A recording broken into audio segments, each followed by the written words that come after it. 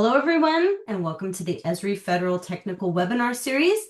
This technical webinar series was designed specifically for federal government professionals who rely on Esri's ArcGIS technology. The series has a total of 5 webinars that now we're down to the last 2, this one and our next one, but it had a total of 5 altogether, and you can definitely catch the ones we previously had via their recordings. Each webinar can be found at the URL that I will be pasting into the chat momentarily. If you enjoyed this webinar and or would like to catch the rest of the series, be sure to register today. Throughout the webinar, should you have any questions, please feel free to submit them using the Q&A tool at the bottom of your screen. You may send in your questions at any time during the presentation. We will collect these and address them during the Q&A portion of today's presentation at the end. Now, I would like to introduce you to our webinar strategies for mobile and desktop app development, presented to you by Rex Hansen and team, and I'll hand it over to you, Rex. Great. Thanks, Amy.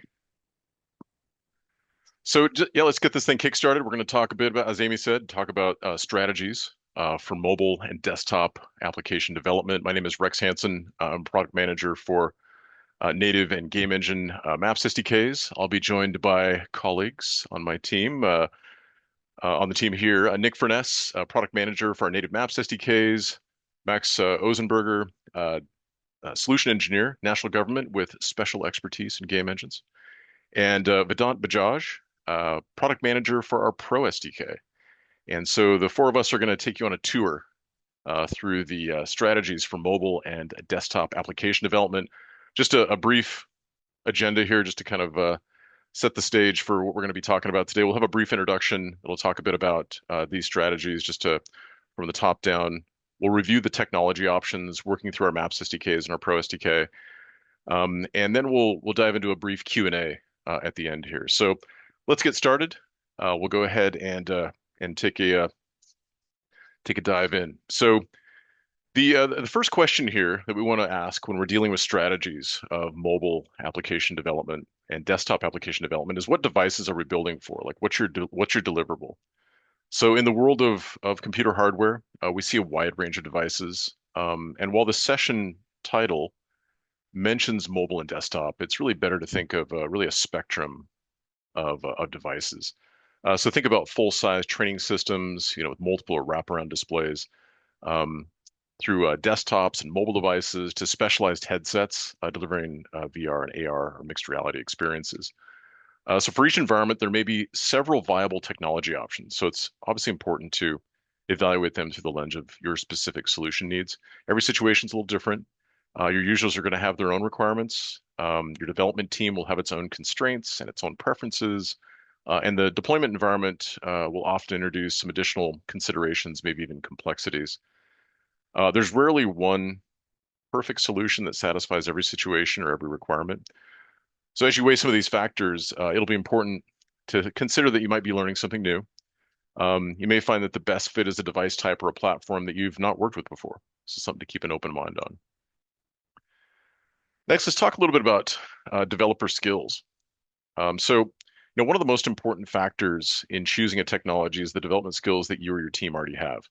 Consider the skills that you have today, as well as where you might want to go in the future and what you want to build for. Then look at our developer options. Certainly, we're going to present a few of them here today and see how they align.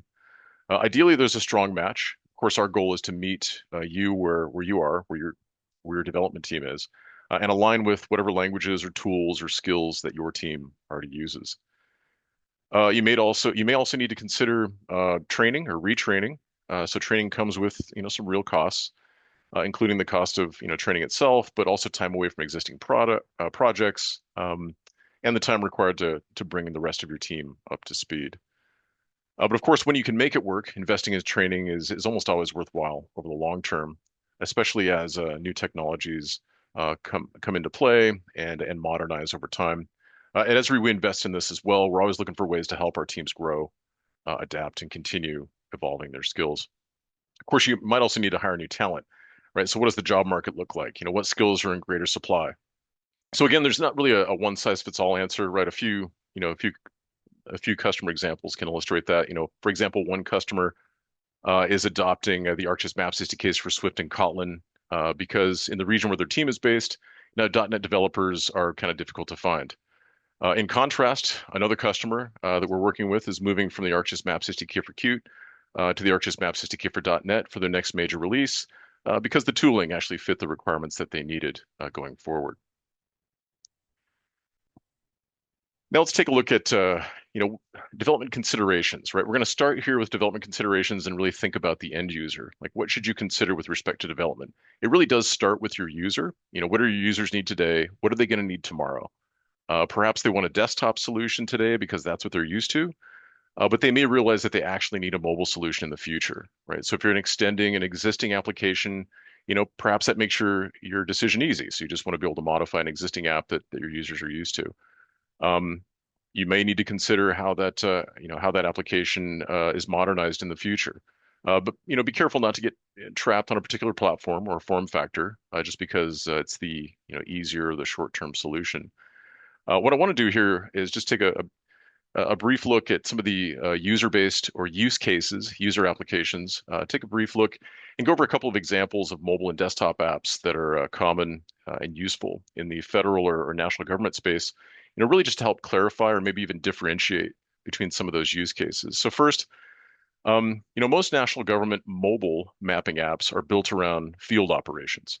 This means collecting authoritative data, working offline, maintaining assets, supporting things like emergency response, providing situational awareness for teams in the field, right? So this includes things like field data and collection and inspection, like asset management and maintenance, public-facing feedback and reporting apps, like citizen-facing apps for reporting hazards, infrastructure issues, safety concerns, apps that help inspectors or responders or crews find assigned locations, plan routes, avoid hazards, so navigation and routing capabilities with government authoritative data, rather than consumer maps.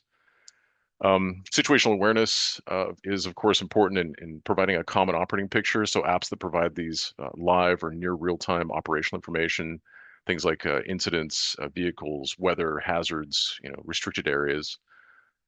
Tactical and mission support, so apps for defense, intelligence, border security, law enforcement, civil protection teams, and of course, offline field operations, really disconnected or private secure networks. This is really kind of a general benefit that crosses many mobile app types, notably for apps for teams that are working in disconnected or low connectivity environments, folks that are working in forests, in border zones, disaster zones, military training areas, or remote public lands.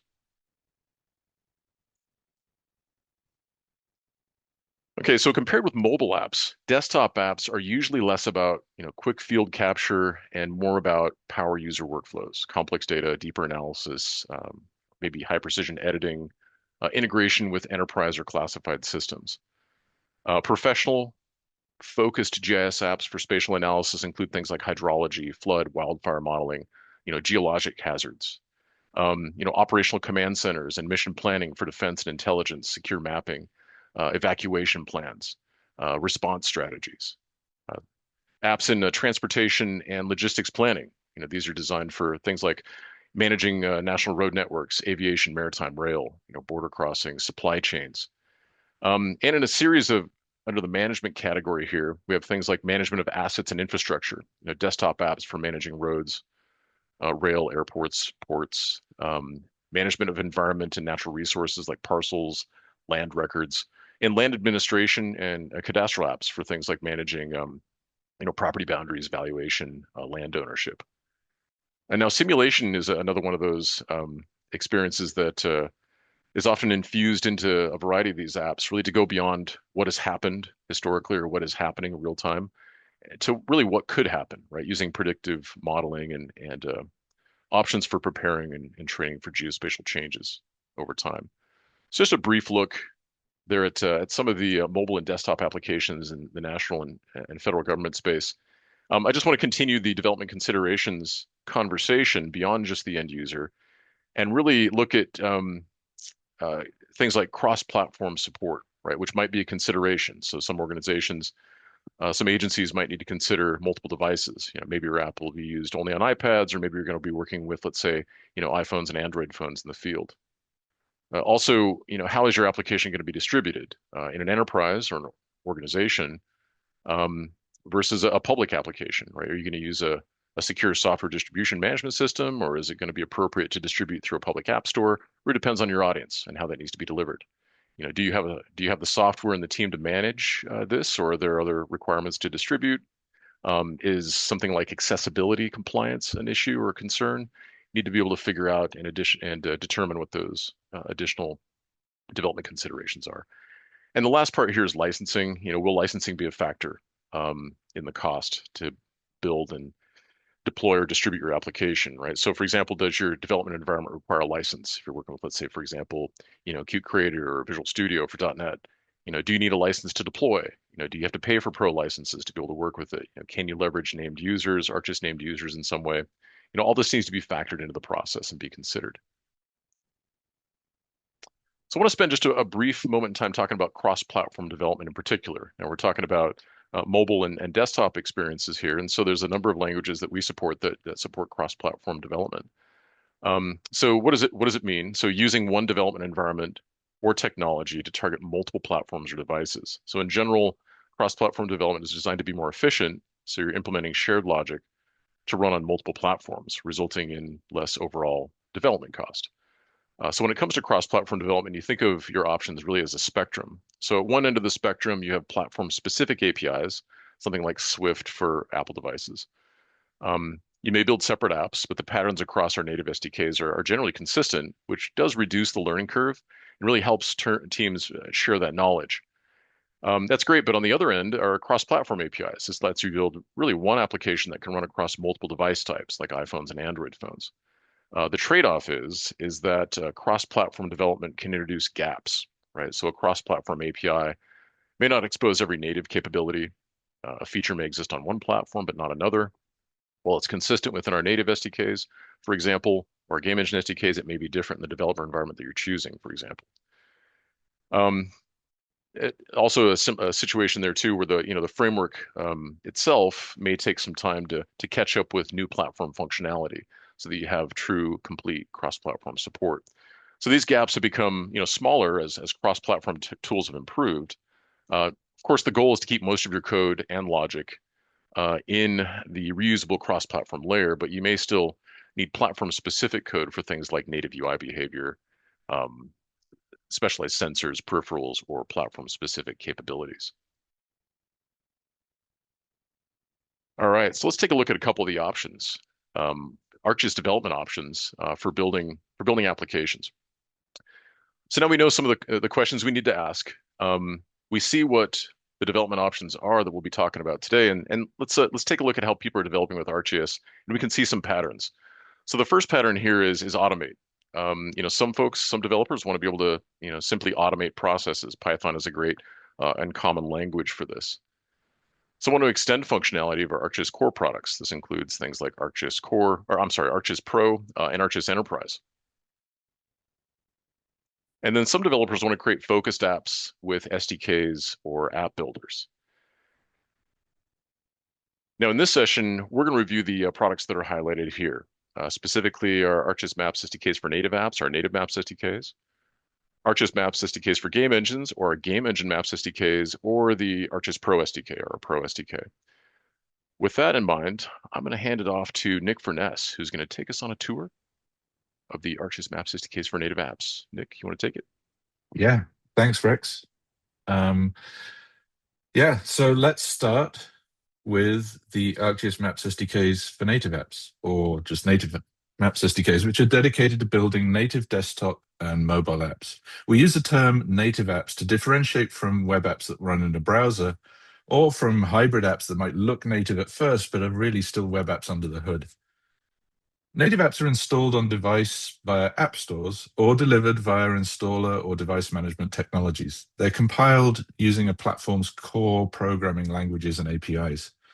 And you can build native apps using both platform-specific and cross-platform tools, as Rex talked about. The Native Maps SDK's key purpose is simple: to add mapping and spatial analysis to your custom native applications. These might be existing applications. Maybe you're adding mapping capabilities for the first time, or maybe you're replacing another legacy mapping component. Or maybe you're building a new custom application from scratch and you plan to build in mapping and spatial analytics right from the get-go. The native Maps SDKs deliver the best mobile experience because they're built on native platform technologies, helping you build apps that are more interactive and intuitive.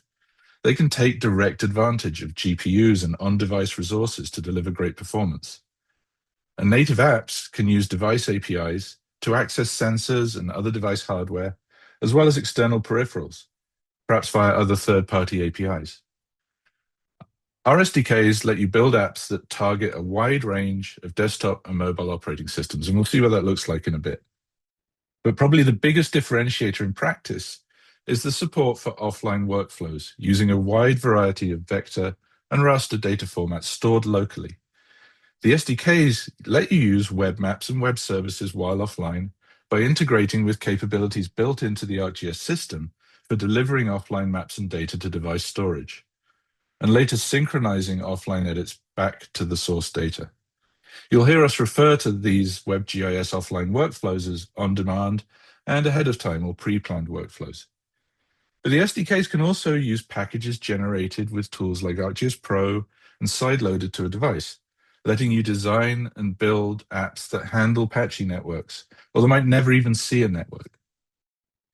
And then the SDKs also include powerful spatial analysis APIs to determine line of sight, visualize viewsheds, perform complex map algebra, compare and modify geometry, geocode, reverse geocode, use network datasets to calculate optimized turn-by-turn routes, service areas, or find closest facilities, letting you deliver complete offline 2D and 3D mapping experiences using resources stored locally on the device.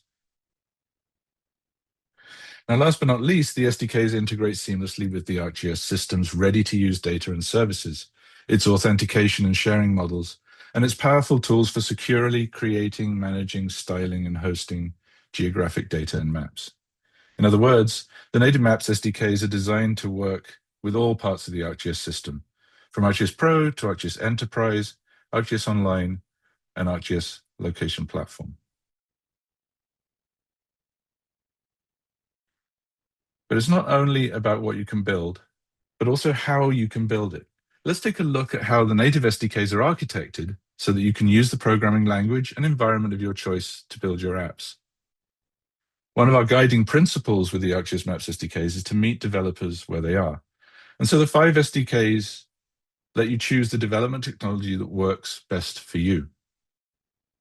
These native SDKs share a core C++ foundation that provides a common set of underlying capabilities with maximum performance and consistent implementation and behavior.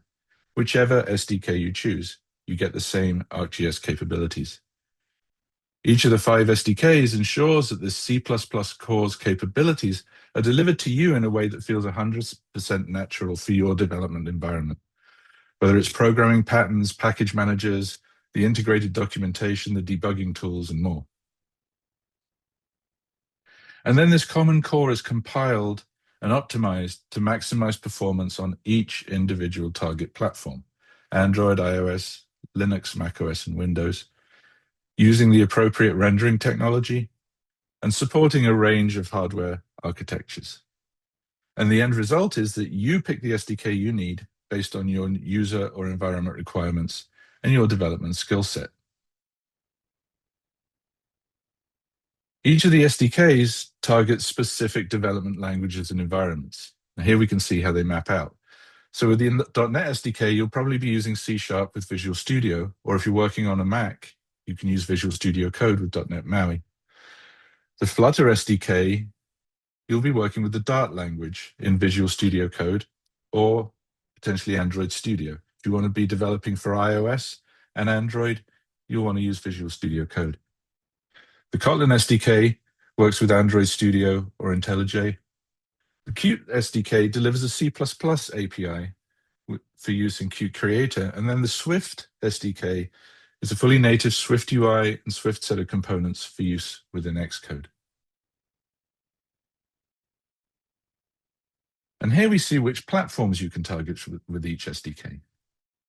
So .NET is a cross-platform SDK for both desktop and mobile apps, primarily supporting Android, iOS, and Windows. But note it also supports macOS via Mac Catalyst, which enables you to compile iPad apps for macOS. The Flutter SDK is also a cross-platform SDK for building apps that target iOS and Android. And Flutter itself also supports Windows, Linux, and macOS, but our SDK focuses on the mobile story. That said, we're always interested in hearing if you have requirements beyond that. The Kotlin SDK is used for building Android apps, for Android phones, tablets, kiosks, the like. While the Qt SDK is another cross-platform SDK and provides the widest range of platform support, covering all 3 desktop and both mobile platforms, though in practice, very few people actually choose to do iOS development with Qt and C++, given the other options.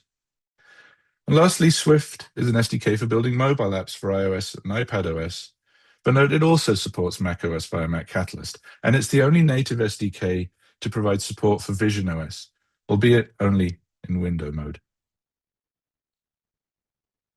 Choosing which SDK to use comes down to the considerations Rex mentioned earlier.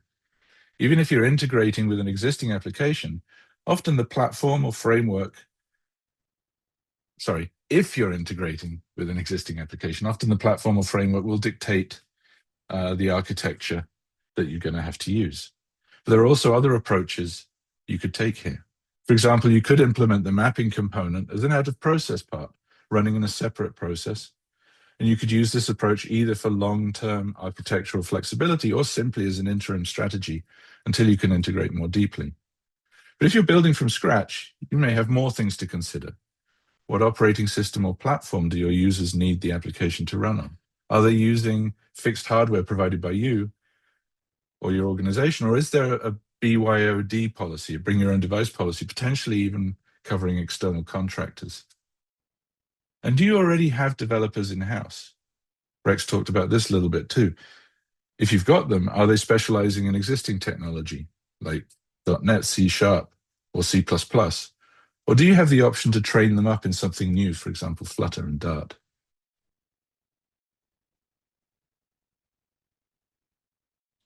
As you plan your development, think about the technology stack you saw earlier. For example, which device architectures and OS versions do the SDK support? Between .NET, Flutter, Kotlin, Qt, and Swift, you have a range of platform-specific and cross-platform APIs, and we work hard to deliver consistent capabilities across them. But in rare cases, there will be some differences when it comes to accessing platform-specific capabilities and hardware. For example, Android exposes details like satellite count to the system's location framework, whereas iOS doesn't. So our SDK's location APIs have to differ slightly in what they can deliver to you as a developer. Looking beyond our SDKs to the underlying technology, I'm talking Qt, .NET MAUI, or Flutter here, for example, does that technology expose all the APIs you'll need to build the most complete integrated application you want to? Perhaps you'll be using a specific external peripheral whose vendor doesn't yet provide a Flutter API, or perhaps they do have one, but it only really works on iOS. Then think about how important it is to truly match the UI and UX conventions of the underlying OS. That's typically a key consideration for mobile apps on Android and iOS, but Windows has design conventions as well. And along those lines, we've recently added support for the Calcite design framework to both our .NET and Qt SDKs. But it might be more important for you to go the other direction and build apps rapidly to run anywhere with a UI that's consistent across the apps and not necessarily consistent with the underlying platforms. And this can be especially true if it's a non-consumer facing app. In that case, you might forego the Swift and Kotlin SDKs in favor of something cross-platform like Flutter or .NET. Another thing to think about is authentication. Authentication is key in so many apps. And one more piece of advice is to identify the authentication methods you need to support early on. Set up a test environment with these protocols in place and test early. One other aspect to consider is the HTTP stack. If you have specific outlier requirements for making and managing HTTP requests, and do some research on whether that's exposed on the particular platform you'll be targeting. And we provide interceptors, custom requests, access to cache control, etc. But the HTTP stack exposed by the developer environment and used by the native SDKs can determine some behaviors. For example, forward proxy configuration. When we see these things rear their heads, they're often authentication related, by which I mean protocols like OAuth, PKI, IWA, but they can also crop up where your systems and infrastructure might have specific requirements for, say, a particular TLS version or HTTP version. You should also identify any third-party libraries you're going to be using and check their requirements. Make sure they're compatible. Perhaps you'd be connecting to a proprietary peripheral. Maybe the library for that still only targets 32-bit for some reason, and you need to be targeting 64-bit. So just do a little bit of research and due diligence there. And then lastly, when it comes to deploying your application, think about that. Research the native SDK platform licensing for your developer environment, for example, Qt Company, Microsoft. Often there's a licensing cost involved in some form when your project is a commercial project or it's at a particular scale in terms of the number of developers.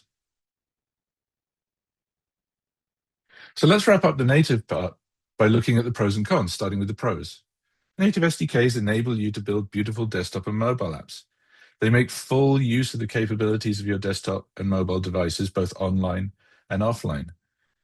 You get that powerful developer experience with comprehensive IDEs and great debuggers, inline documentation, package manager integration. There are platform-specific options and cross-platform options. Now, the native Maps SDKs are free to develop and test with, and they come with flexible deployment licensing. Now, you do need to license your app for deployment. The light level license is free for both online and offline use because it's consuming services or packages from the ArcGIS system. When it comes to non-ArcGIS data formats or more advanced capabilities like editing utility networks, then you get into paid license territory. And there are two ways to license. You can license via a named user, but if your app is fully offline or targets people who don't have ArcGIS accounts, you can use deployment license strings. As for the cons, all the native Maps SDKs do require a certain amount of development expertise. Developers need to understand what it means to build, test, and maintain the full application stack, and that can be a big lift if you're starting from scratch. So we've heard a lot of user feedback tell us that Flutter makes it a lot easier to pick up native development than it was before. And lastly, updates need to be actively distributed. You can't simply roll out your app to a web server and have all your users get the latest version. And that's it for the native SDKs. I'll hand it over to Max. Awesome. Thanks, Nick. So in this next section, we'll continue the same pattern that we just saw for the native SDKs, but now for our game engine SDKs and for the ArcGIS Pro SDK. So I'm going to go over the game engine SDKs, which is a personal favorite of mine, so I'm excited about it. But yeah, to give you the scoop to start off here, just as our native SDKs that covered support and integrate with developer environments from Apple and Google and Microsoft and Qt, our game engine SDKs provide plugins for the industry-leading game engine developer environments, that being the Unity engine from Unity and Unreal Engine from Epic Games. The SDKs enable you to use game engines to build a wide range of immersive 3D desktop and mobile apps, plus extended reality experiences that target headsets that sit on your face. They provide a real-world coordinate system directly in the game engine, which then allows you to utilize GIS like you might expect. One of the main differences from our native SDKs, however, is that our game engine SDKs don't have maps driving the core of the SDK. Instead, we rely on the underlying game engines for all of the rendering and interaction that happens on the client side. And that means that you can take advantage of everything the game engines provide, like photorealistic, lifelike special effects and animations and physics and all that fun stuff. But really, at the core, the SDK gives you the ability to add multiple GIS data layers directly from ArcGIS into the game engine without any extraction or converting, and also assign real-world coordinates to the game objects that they're placed in their correct location, whether it's simulated or real. So why use game engines to build any mobile or desktop app? While we refer to them as game engines, in this context, we're not really talking about a video game per se. We're building business and industry applications with real purpose behind them. Let's consider some of the opportunities that game engines bring for us. They provide incredibly photorealistic rendering, lifelike animation, physics engines that model how objects should interact in the real world, and particle systems to enable things like fog. All of these combine to make a completely believable and lifelike 3D experience. And I think that this concept is really exemplified by this helicopter scene you see on the right. The scale of the city is captured by a mesh produced in ArcGIS Reality, giving real-world background and context to the focus of the scene. The focus of the scene being the helicopter, which is a 3D model given these fancy animations and controls, but provides realism that is impossible really anywhere else. We also assign location to this traditionally non-GIS model to allow it to exist in real-world context for this emergency simulation. So it's really something that can only be done in the game engines. But of course, the game engines have extensive cross-platform support for a wide range of devices and hardware, from high-end machines to mobile phones, and even, like I mentioned, the XR devices that sit on your face. And that really ties into another benefit of the existing game engine ecosystems, where both Unity and Epic Games have created asset stores with thousands of additional plugins, really anything you can think of. Like this 3D model of the helicopter came from there, or fancy weather effects, or virtual characters, really whatever you need to make the project fit your need. Our game engine SDKs are architected as a set of engine-specific SDKs that provide a consistent set of API designs and workflows and capabilities so that you can choose the development technology that works best for you and the app that you're building. They share a core C++ foundation that provides common capabilities underneath that. The SDKs ensure that C++ core's capabilities are delivered as a natural fit for your development environment. So all the programming patterns and package managers and debugging tools that you're used to in the game engines work directly with our SDK as well. The key takeaway is that this architecture is that whichever game engine SDK you choose, you're getting the same ArcGIS capabilities using the tools that you really want to use. That's true across almost all of our SDKs, of course, but one key difference between our game engine SDKs and our native maps SDK is that rendering tie. Because the game engines natively handle rendering, everything else is architected similarly, but we just let the game engines handle that part. So the end result is really that you pick the SDK that you need based off of your user or environment requirements, the skills that you have available to you, and yeah, just run with that. Thinking about the language and how you tap into the SDK, whether you choose Unity or Unreal Engine, our SDK integrates with the game engine editors for coding, but we also provide a map creator UI that enables you to set up the map, define things like the base map, elevation, layers, and even authentication. You can set up OAuth into an enterprise environment. This is what we're referring to when we talk about here, the no-code and low-code UI.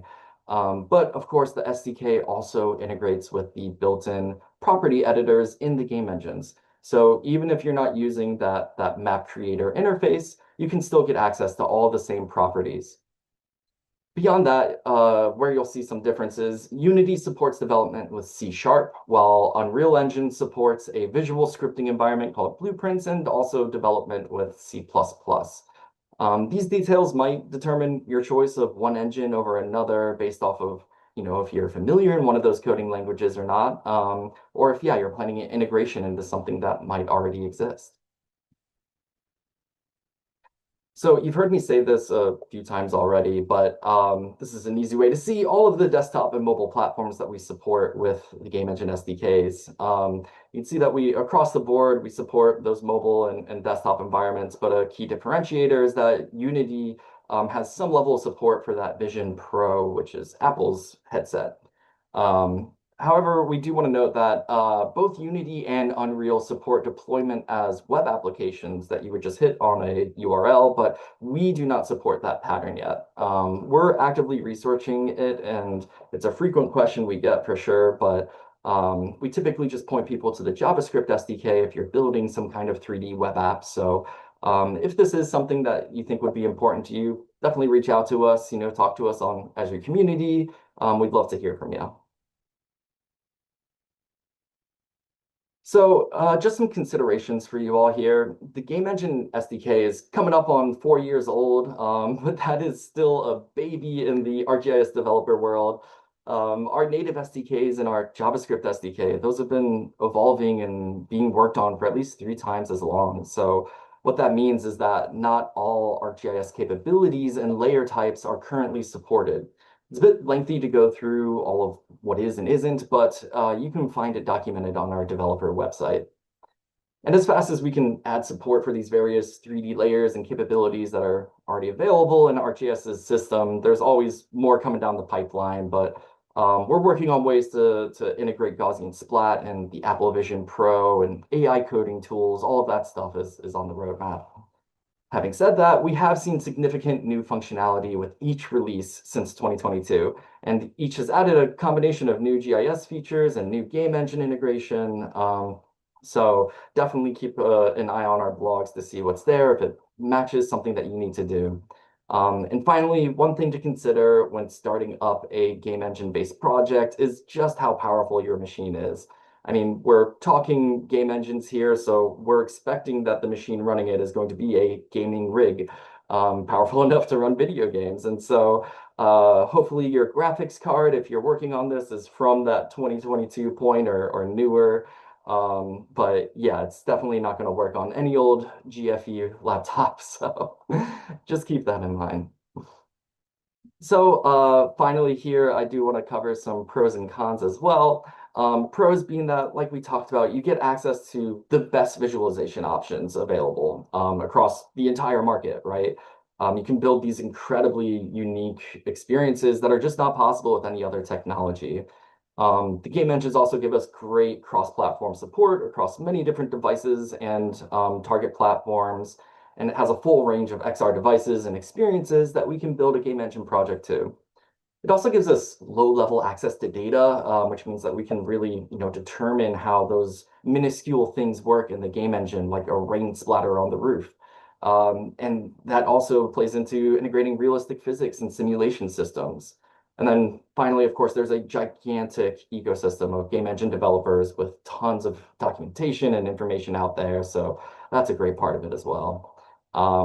And then you may need to learn some technology or hiring some developers that maybe are more on the game engine side. We're mostly GIS people here, of course, but game engines are a little bit outside of that realm. So definitely keep that in mind.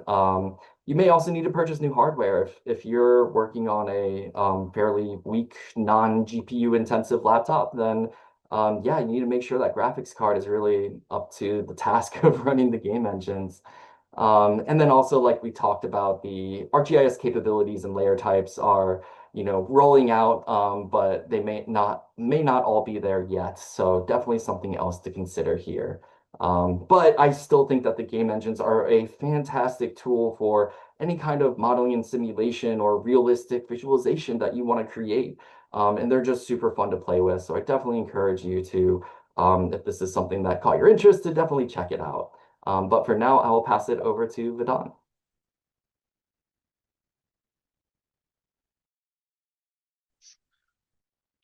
Thanks, Max. So next, I'll be talking about the ArcGIS Pro SDK. Now, this one is a different pattern than what we've seen from here. This is an extending pattern where you can sort of extend ArcGIS Pro. So ArcGIS Pro is really more than just a powerful desktop application. It's built as a platform to be tailored to how you and your organizations work. Now, you could be a GIS power user or a developer. ArcGIS Pro really offers a range of customization, automation, and extensibility options to help you work smarter. So there are three patterns in which we look at this. The first is configuring ArcGIS Pro, which is a no-code option to really speed up your workflows, helping you get more done in less time. You can also automate ArcGIS Pro with low-code solutions to reduce manual work and improve consistency in your work. Or you can extend ArcGIS Pro to build very specialized, deep customizations with full code development. So we've been mostly talking about this extend pattern, which is the Pro SDK way of doing things. So let's take a look at 5 patterns of how you can extend ArcGIS Pro. The first one is add-ins, which is the primary pattern to develop new tools. Now, these could range from a single button on ArcGIS Pro to as complex as a full-blown extension, which has custom ribbons, custom dock panes, and so on. You can also build managed configurations, which allow all the capabilities of an add-in and much more. It allows deeper UI UX customizations of the Pro software and giving you the power to really develop entirely custom user experiences. The third pattern is plugin data sources, which allows you to integrate and load non-standard or proprietary datasets into ArcGIS Pro. Core host applications enable running ArcGIS Pro in a headless environment. It can be used to automate geodatabase and geometry logic in a standalone .NET application while still having the full power of ArcGIS Pro. And Assistant Custom Actions is the newest pattern. It allows you to use AI to really trigger your own specialized business logic through the ArcGIS Pro Assistant.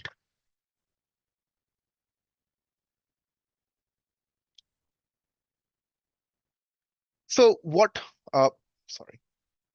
So what could be some of the use cases to really extend ArcGIS Pro with the Pro SDK? You can add new functionality to ArcGIS Pro, like creating new tools or new routines.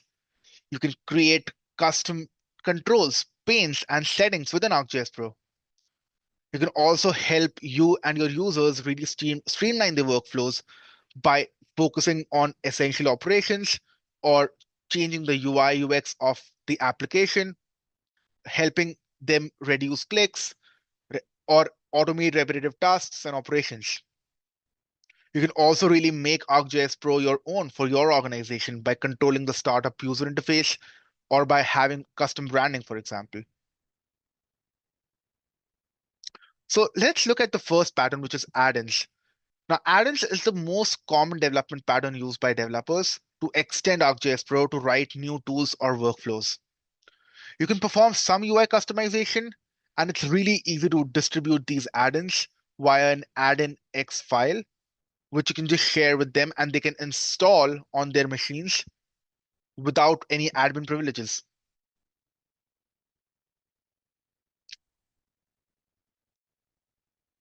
The next pattern is configurations, which allow you to do much more than what an add-in can do. It allows greater customization of the overall user interface and experience of ArcGIS Pro.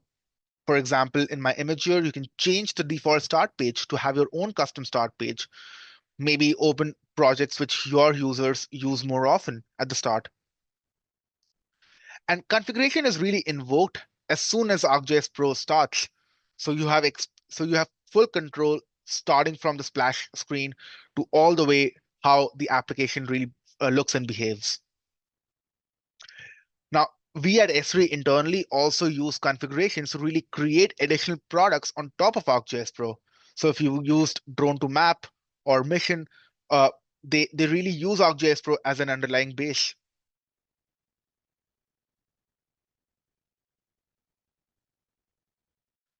So some development opportunities here with the Pro SDK is that you need to have ArcGIS Pro installed on your machine when you're developing with ArcGIS Pro SDK. It could be the current or a previous version of ArcGIS Pro. For example, the current version is 3.7. You would need the corresponding version of the SDK as well. It can only run on Windows 11 because ArcGIS Pro itself runs on Windows.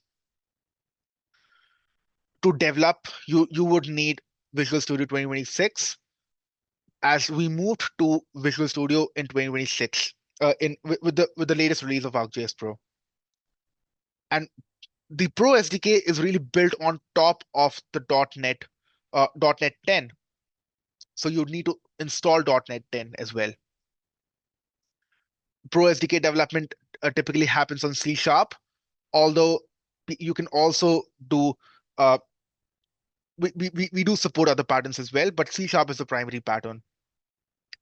And we support all of the latest standards within C#, like async tasks, link, WPF binding, model view model, for really good development with the Pro SDK. As part of the Pro SDK installation, we also provide you item templates to really streamline your development. So if you want to create a button within ArcGIS Pro or a different tool, we do have item templates which you can use out of the box and get started with the development really soon.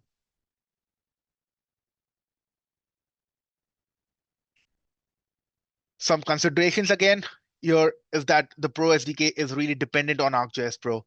So both you and your users of your add-ins or configurations also need to have ArcGIS Pro installed and licensed. There is dependency on the Pro release as well. You need to match Pro cadence, the release cadence of ArcGIS Pro, although it is backward compatible within minor releases, which means that if you develop your add-in on 3.3 or 3.4, which is the previous version, it'll continue to work on 3.5, 3.6, and so on.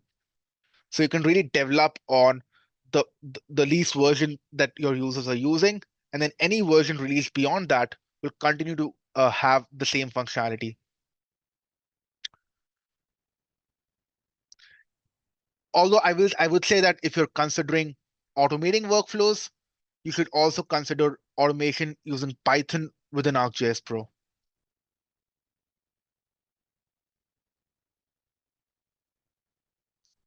Now, what are the pros and cons? Let's start with the pros of ArcGIS Pro SDK. Now, your users might already be using ArcGIS Pro. So developing custom tools on top of that with the Pro SDK can be really easy for your users to adopt your workflows. You're also building on a very powerful GIS application, which means that you have access to all of the APIs within ArcGIS Pro. Now, ArcGIS Pro has a lot of different APIs, functionalities, GP tools, which you can just use out of the box without really developing anything on your own, or you have a good starting point for your development work. Some cons, however, could be that the deployment and licensing really works with ArcGIS Pro. So you and your users need to have ArcGIS Pro installed and licensed. Any of your Pro SDK extensions or add-ins must work within the Pro framework, and ArcGIS Pro only runs on Microsoft Windows. So that would be some of the cons here. If you want to get started with ArcGIS Pro SDK development, you can scan this QR code, which will take you to the homepage of the Pro SDK help talk, and you can explore a bunch of resources there, including samples to get started really quickly.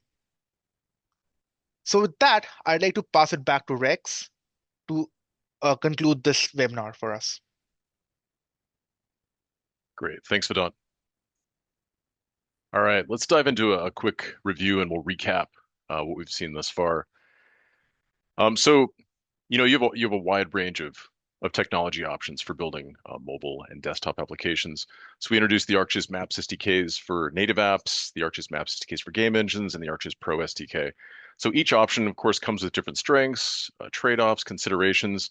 The key is really to to evaluate them against your business goals, your user needs, any technical requirements that you have. It's also worth noting what we didn't cover. So we didn't discuss the ArcGIS Maps SDK for JavaScript, ArcGIS Experience Builder, or other web app builders such as ArcGIS Instant Apps and ArcGIS Dashboards. For always connected or office-based workflows, of course, developers choose JavaScript, to build desktop experiences for the web. In some cases where connectivity is reliable, developers also use JavaScript to build mobile apps. So that is, of course, those are, of course, options. Our web tools are options for desktop and mobile experiences and connected workflows. So I wanted to mention that, of course. Finally, we didn't cover the broad portfolio of Esri built applications that are really built on top of these SDKs that we talked about today. And many of these apps are configurable and may meet your needs with little or no custom development. But that includes things like ArcGIS Field Maps or ArcGIS Earth or ArcGIS Indoors, Survey 123. So some options there as well to consider. Also want to talk a little bit about really new products, deprecations, retirements, sort of the, looking at the technology landscape, which of course is changing frequently, and this pace of change oftentimes seems to be accelerating.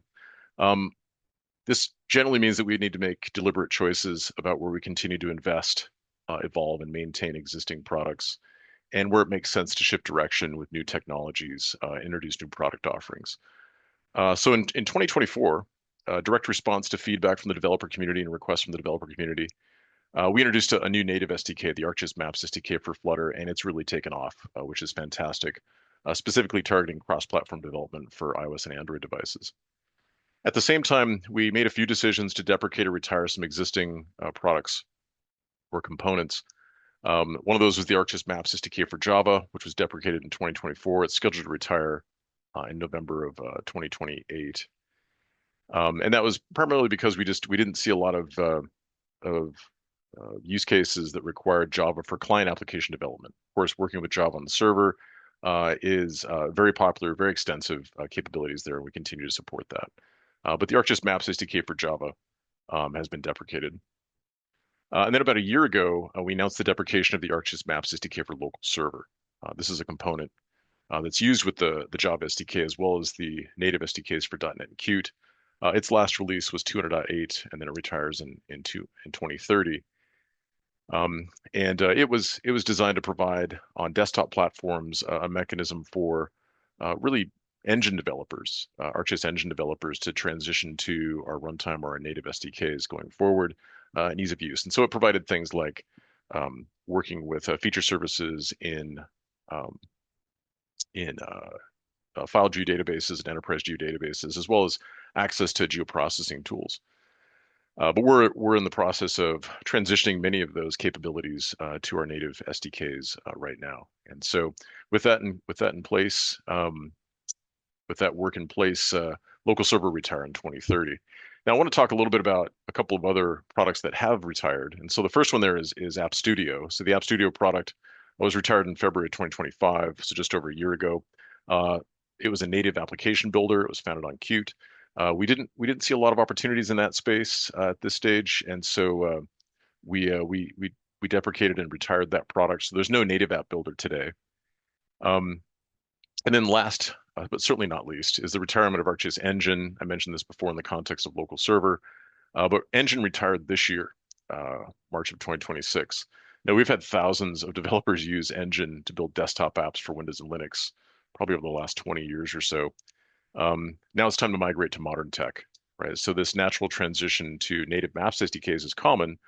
So to help that migration effort, we hosted a tech session on this topic at our Dev and Tech Summit back in March this year, titled ArcGIS Maps SDKs for Native Apps, Migrating from ArcGIS Engine.